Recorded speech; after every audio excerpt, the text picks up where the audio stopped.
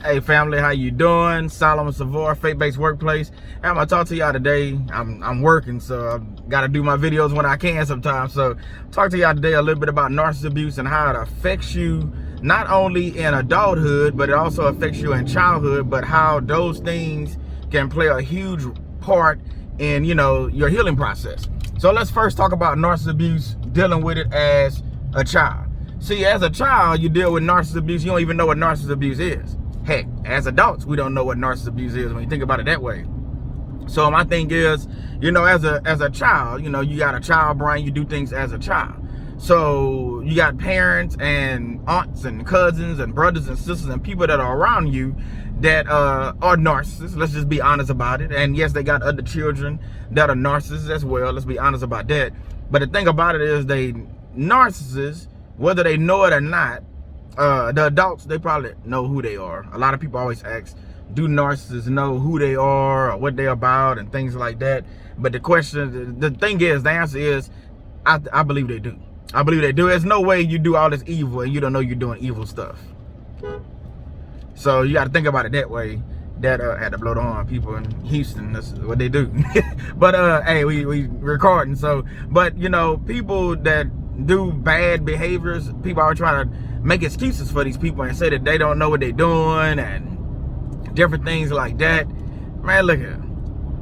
If you rob a bank, and even it don't matter if you the driver or you just went in there and didn't shoot anybody, you just told the security guard to stand still, you were still part of the robbery. You knew that was something that can get you locked up, or worst case scenario, other things can happen to you. So you can't sit there and tell me, well, he robbed the bank, but he didn't know what he was doing. Or you can't sit there and tell me, well, like the mass shooting that just happened, where the guy shot the people up in Chicago at the 4th of July, just yesterday, at the 4th of July parade. Thank God he was caught. But you can't tell me that guy didn't know that morning or probably the week before what he was going to do, what he planned to do. And you can't tell me he didn't know that what he was going to do, he didn't know that was bad. He knew that was bad. It's the same with narcissistic abuse. Narcissists know the things they do. They know how it affects people. They do a thing what I call transference of energy. So if they mad about a situation or feel a certain type of way about a situation, they do these things to not only hurt you, but they do it because they hurting and they want somebody else to hurt as well. So what better way for somebody else to hurt by, if I'm gonna hurt, it's like one of them things where if I'm gonna hurt, everybody gonna hurt. Or if I can't have it, nobody gonna have it. Things like that. So narcissists will do evil things all the time, and you have to be prepared for some of these things. So I just want to talk to y'all real quick. The childhood traumas and dealing with a narcissist as a child, not knowing what you're dealing with, can also affect you in adulthood, because if you don't catch it, if your discernment and your discernment doesn't pick up on these things, or your spirit doesn't pick up on these things, you're gonna continue attracting, or I ain't gonna even say attracting, you're gonna continue going around narcissistic people, because you're not picking up on the behaviors, you're not picking up on the traits, you're not picking up on the narcissistic abuse for what it's. See, we make excuses for things that we shouldn't make excuses for. Well, that's my mom, that's my dad, that's my brother, that's my child. You say that's my boss, that's my supervisor, that's my manager. Okay, everybody gets the excuse, but you still not healing. So what's your excuse? Your excuse is you making too many excuses for others. So enough with the excuses. Let's call a spade, a thing, and let's also call narcissistic abuse for what it is. A lot of people will say that narcissistic abuse isn't real. Well, to those people, I like to sit down and have a conversation with you and explain to me why you believe that. Because if narcissistic abuse isn't real, that's like saying the sky isn't blue.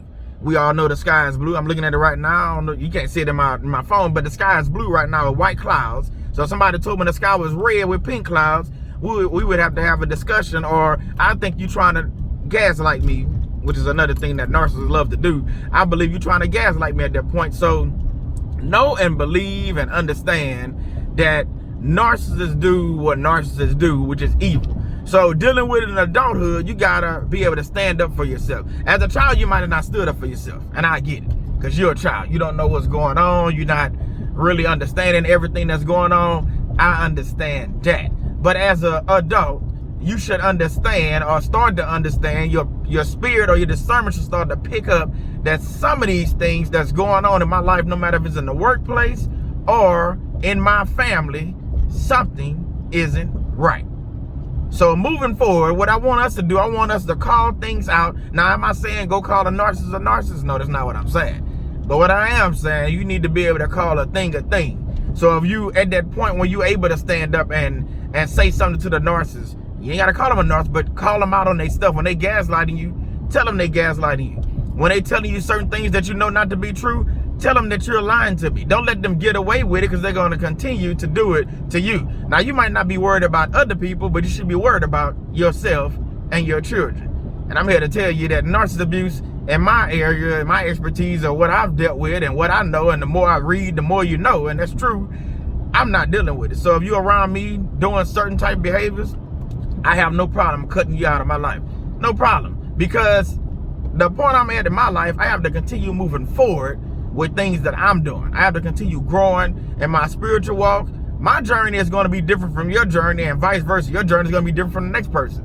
But if you don't know you're on a journey, how can you be on a journey? Yeah, let that sink in for a second. I'm driving and talking, but let that sink in for a second. So my thing is, you have to realize and understand that narcissist abuse is it's a pandemic. It really is. Because don't believe the hype about the 1% of people in the world are narcissists. It's way bigger than that. Think about it. A lot of people don't even go to the doctor to get diagnosed with being a narcissist. But my discernment tells me that you're not right for me, and that's okay. Everybody is not right for me. They got certain men and certain women out there I just won't be cool with, and that's fine. And they got a lot of people I'll never meet in my life, and that's fine too. They got a lot of people that's gonna follow me and listen to what I say, and that's okay too. You cannot, what I'm saying is, you cannot please everybody, and that's okay too. You have to be okay with understanding that life goes on and you cannot please everybody. You cannot please everybody. So as a child, as an adult, you got to realize that narcissistic people that are around you, you cannot please them, you cannot do nothing for them, and that is okay. You got to understand that everybody, what I'm trying to say, you got to understand that everybody is not for you. Some people are out there, I said this before, some people are out there praying against you. Some people are hoping that you fail. Some people are hoping that you do not succeed in life, whatever you're doing.